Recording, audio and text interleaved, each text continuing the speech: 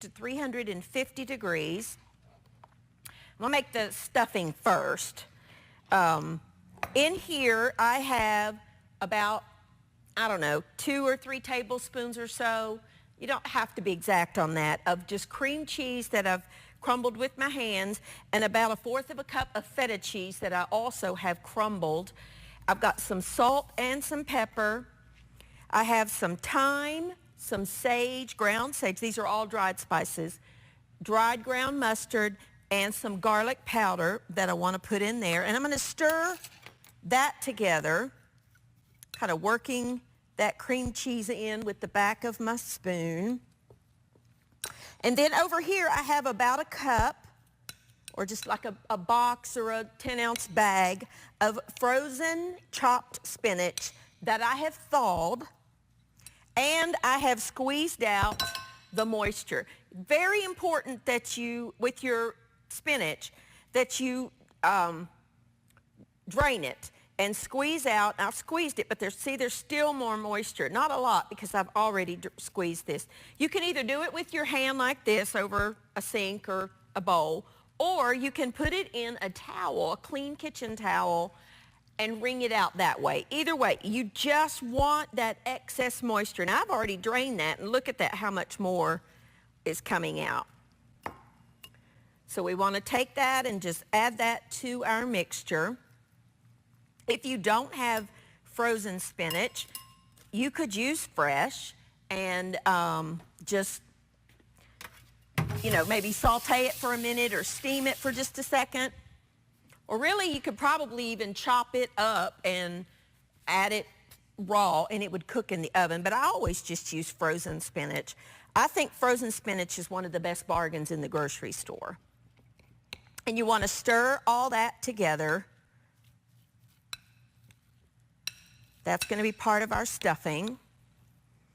That also is delicious in a chicken breast. You can, butterfly a boneless, skinless chicken breast and put that stuffing in there and then fold it over like we're going to do this.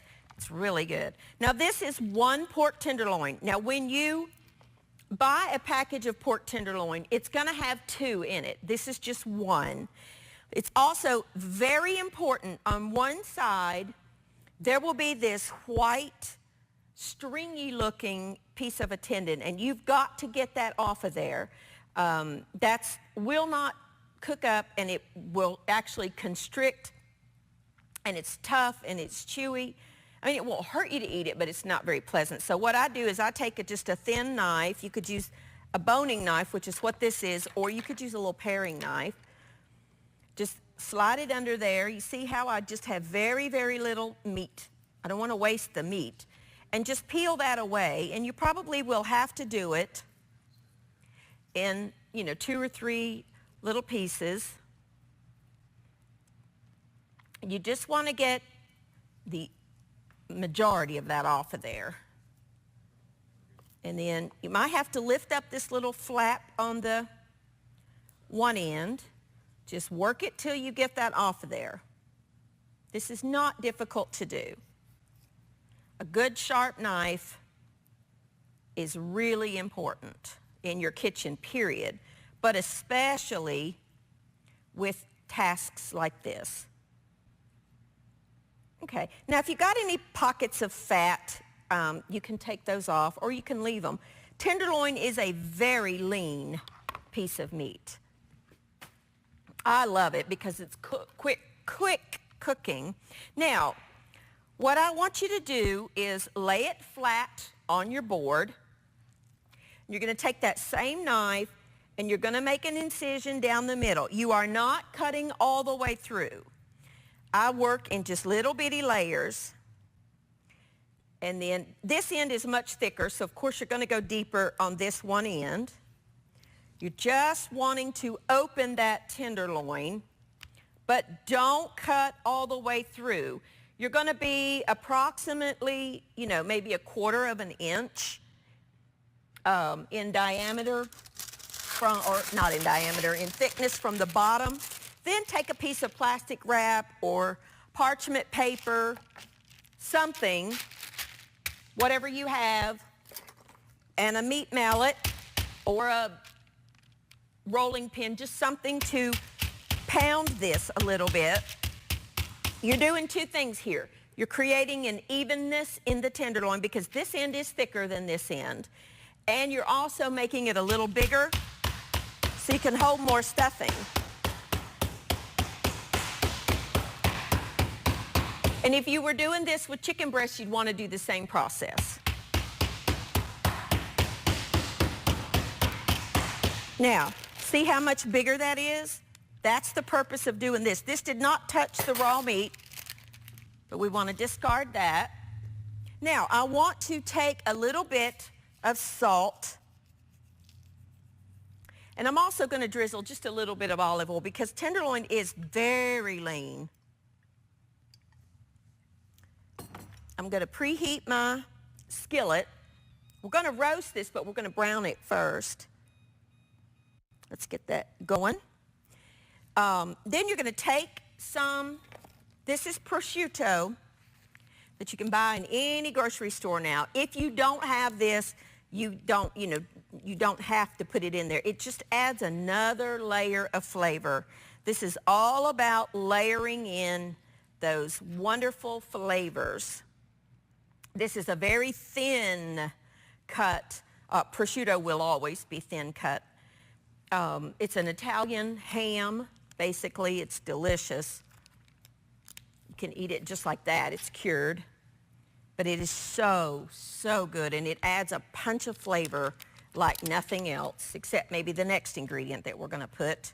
Just want, I don't know, 3 or 4 pieces of prosciutto. Then we got some bacon. Because again, the tenderloin is very lean and very, very mild flavored. We're going to roll this up, so you just want to make sure that all the little pieces have some bacon. Then we're going to take our spinach mixture and just put that on our tenderloin. Okay. Don't overstuff it. I might have made just a little too much stuffing. I could probably do 2 with this. Don't overstuff.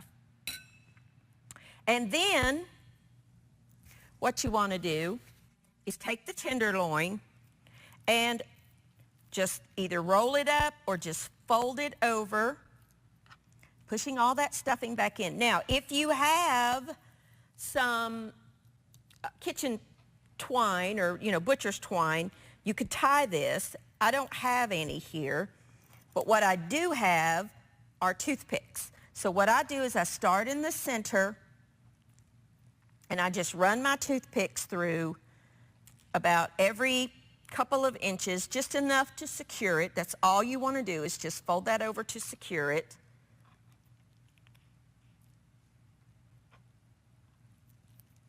Okay.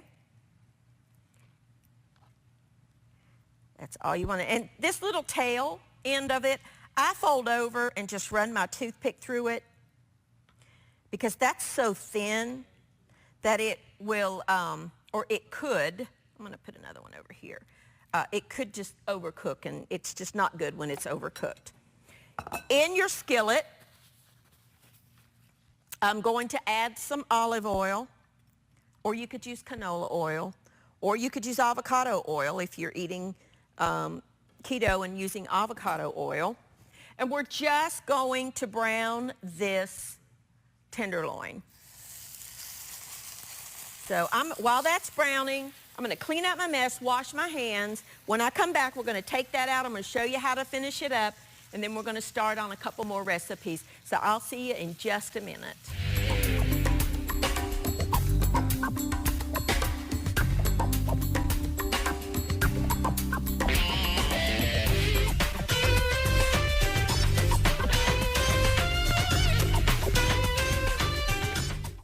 All righty, now all I did was turn that over with some tongs. I'm just browning it. Now I can only do it on 2 sides because of the toothpicks. But if you are using kitchen twine and you tie it, brown it on all 4 sides. And that's all we need to do. very hot. We're going to take that, put it on a baking sheet. Woo. And I'm going to drizzle it with a little more olive oil on the outside. Because again, this is a very lean cut of meat. And I'm going to pop it into a 350-degree oven for about 30 minutes or until the pork tenderloin is cooked through. It cooks very, very quickly. It doesn't take long at all. Let me wipe my grease splatters up. Messy, messy, messy.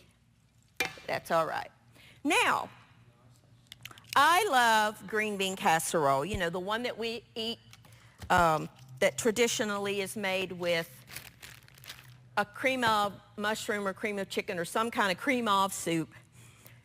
That has a lot of carbs, or can have a lot of carbs in it. So I'm going to do something a little different. This is about, I don't know, half a pound, 3/4 of a pound of fresh green beans. Now these are not like the half runners, the turkey crawls, the greasy beans that you have to cook for a while in the South.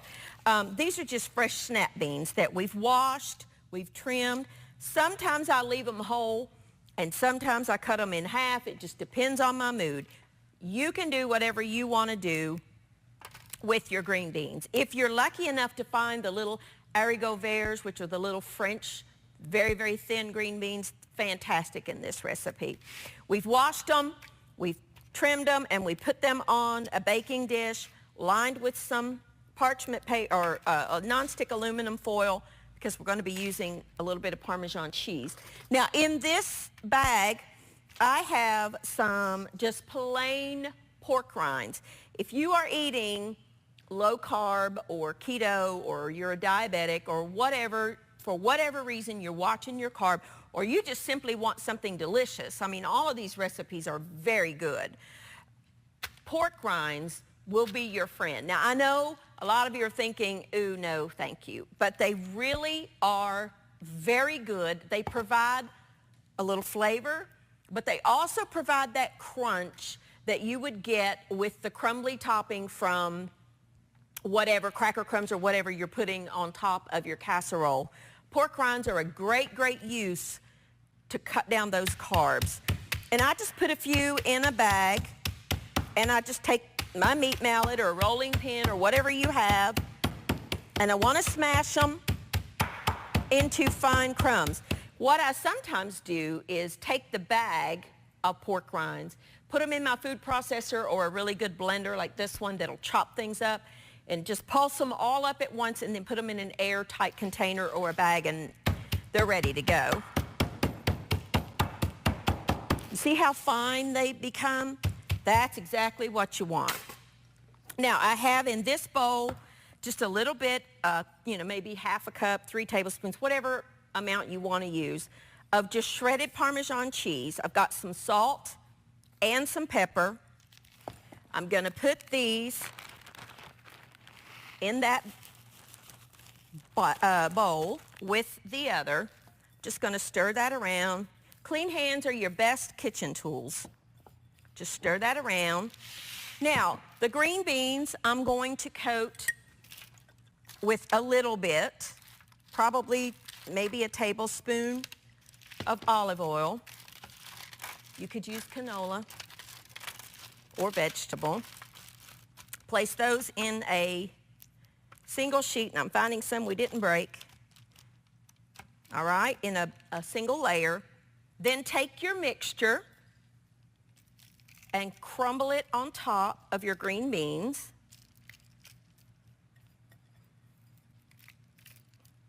You want to have an oven preheated or a toaster oven, and this is actually, if you have an air fryer, this is great done in the air fryer. Delicious. Just put them in a single layer, the bottom of your air fryer. And I like to drizzle the breadcrumbs with just a little bit more olive oil. Now I use olive oil in this because I like the flavor, but it's also a very heart-healthy oil. And then we're going to pop this in a 425-degree oven for about 15 to 20 minutes. Or until the beans are, now they're not going to be mushy soft. They're still going to retain some crunch, which I like. And the topping will be golden and brown. That cheese will melt, and it will just be delicious. Let's get rid of this. We're going to start on another dish that, you know, if you're watching your carbs, which is what this program is about, you know, one of the things that you really just have to give up or eat in a, you know, very, very rarely type thing is bread. Cheesy breadsticks dipped in a marinara sauce are delicious. So we're going to make some breadsticks, if you will, but we're going to use a little bit of different ingredients. So this is my new favorite blender, actually. I love this thing. And I have a head of cauliflower that has been washed and just broken into little flowerettes. I'm actually going to cut this down just a little bit more. I'll just use the paring knife. And I'm going to just put it all in the blender. We're going to rice this, if you will. We're going to use, not that piece that fell in the floor. Well, I'm using a blender, but if you have a food processor that chops really good, you could use that. Cut this down just a little more. I don't think a paring knife is the knife of choice here, but that's all right. We will make it work. I use cauliflower in a lot of different recipes. And if you think you don't like cauliflower, try using it in a different way. Now, I love it just steamed. I love it raw. I love it roasted. But I find it makes a great addition to the recipes where you're trying to cut carbs. And, you know, it is now the in vegetable, of course, but I've always loved it. You want approximately, you know, I don't know, 3 or 4 cups or 1 regular head of cauliflower.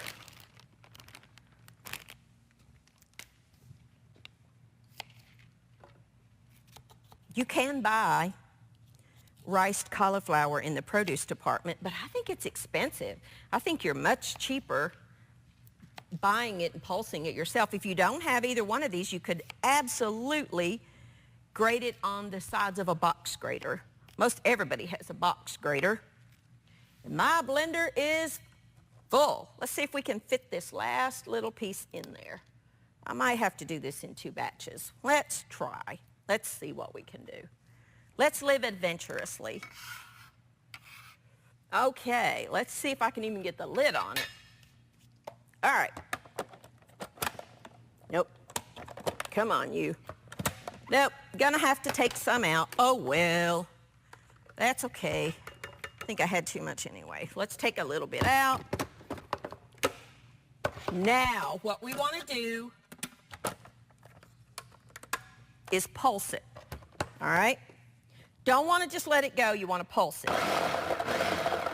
Look at that, how quickly.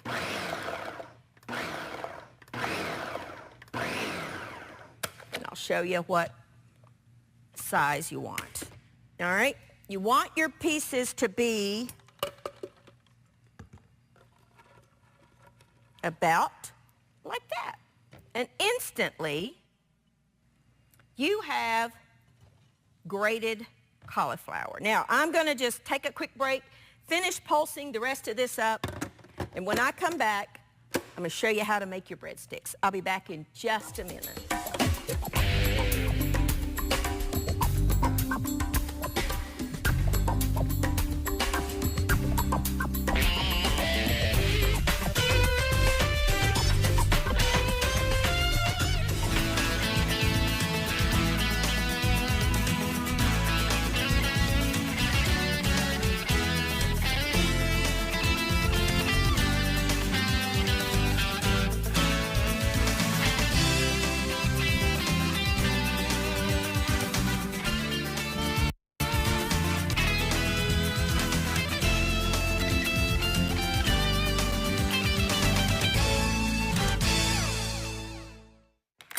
Okay, now we've got our cauliflower in a big bowl.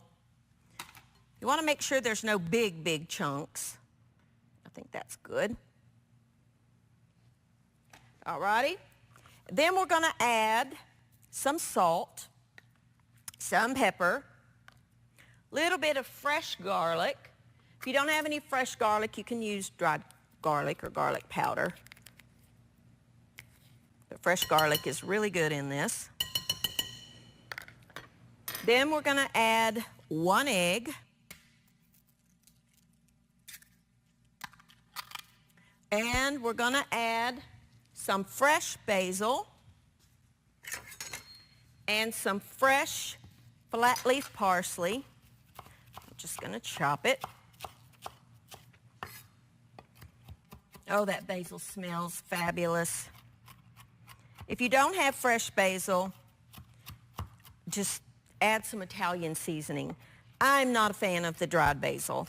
I mean, it's okay, but it's nowhere near the flavor of fresh. But you could use some dried Italian seasoning if you have it. Okay. Alrighty.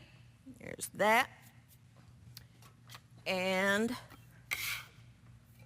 some grated parm and some mozzarella, shredded mozzarella cheese. Add that to your bowl. I have a baking sheet that I have lined with parchment paper. We're going to just combine this to make our dough. If you need a little more moisture, you can add either some more mozzarella or maybe another egg, as I make a mess over myself.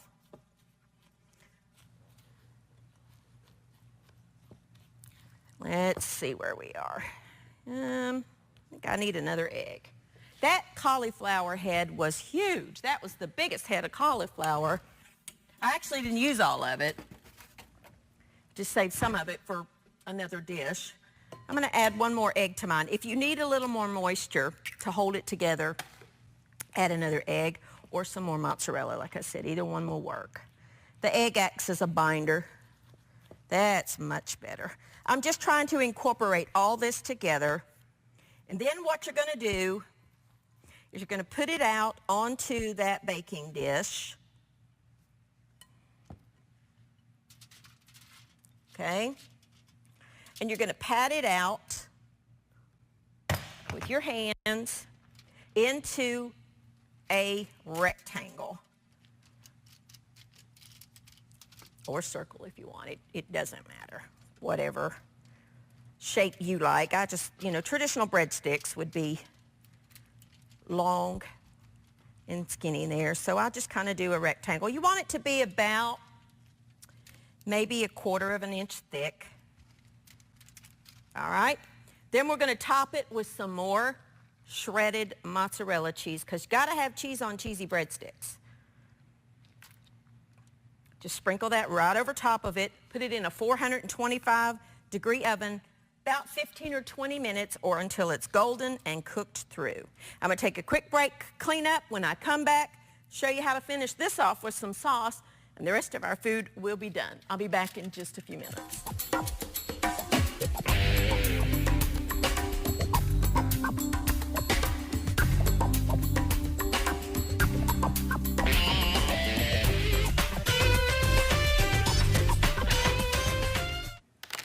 Alrighty, now everything is done. Here are our green beans, our green bean casserole, looking and smelling delicious.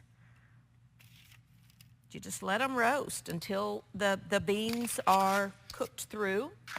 And then here is our pork tenderloin. Now it's very important that when you take this out of the oven, and this is true for any meat, let it rest for just a few minutes, because you need those juices in the meat, and in this case the tenderloin, to redistribute back up into the meat. If you cut this immediately, all the natural juices from in this case the tenderloin, but any steak, roast, whatever it would be, are just going to run out. But if you let it set for a few minutes, you will have a much juicier product. Pull out the toothpicks or cut the strings if you're doing kitchen twine. And then just cut it. I like to kind of cut it on the bias. I think it just looks prettier. Cut yourself a couple of pieces of the best tasting. Oh, it's so good. You could use, instead of regular cream cheese, you could put some garlic and herb cream cheese, you know, those flavors that you can get in the grocery store. But there you go, a quick and easy and delicious, and might I add, very pretty meal that you can have any night of the week. It cooks very quickly. Now, here are our breadsticks that I just took out of the oven. These absolutely need to set for about 10 minutes probably before you want to cut them, because that cheese is soft and gooey, and you need that cheese to kind of firm back up. So I'm not going to actually cut these because I literally just took them out of the oven. But you would just take a pizza cutter or a good sharp knife or whatever you've got and just cut those into sticks. Look how delicious that looks. And I would serve that with some just warmed marinara sauce that you can buy. On a low-carb note, make sure that you read the labels of your jarred pasta sauces, because a lot of them have added sugar. There's a couple of brands that I really like that don't have any sugar added to them. And I mean, just read your labels. I like, for this particular type of recipe, I like a marinara. I don't want anything with a lot of chunks or vegetables or anything like that in it. But there you go, quick and easy low-carb breadsticks, a delicious stuffed pork tenderloin, and a wonderful green bean casserole.